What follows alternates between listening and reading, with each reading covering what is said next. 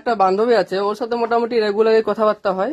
তো recently call করেছে, call করে বলছে যে কি রে, কি ব্যাপার, কি করছিস? আমি পূজায় 3টা জামা কিনলাম, তাহলে তোর কটা জামা কিনা হলো? তারপরে আমি জিজ্ঞাসা করলাম যে তোর জামাগুলোর দাম কত করে নিয়েছে। তখন বলছে ওই এভারেজ 3,000 করে জামাগুলোর দাম নিয়েছে। তাহলে আমি বলছি, যদি বাই চান্স কোনো মতে আমাকে একটা জামা ফামা দিয়ে দেই, তাহলে আমি ওকে বলে দিই যে আমার জামা টামা হয় নাই, আমাকে এই বছর একটা লুঙ্গি পরে কাটাতে হবে। তখন ওইটা শুনে করে বলছে যে লুঙ্গি পরে কেনে?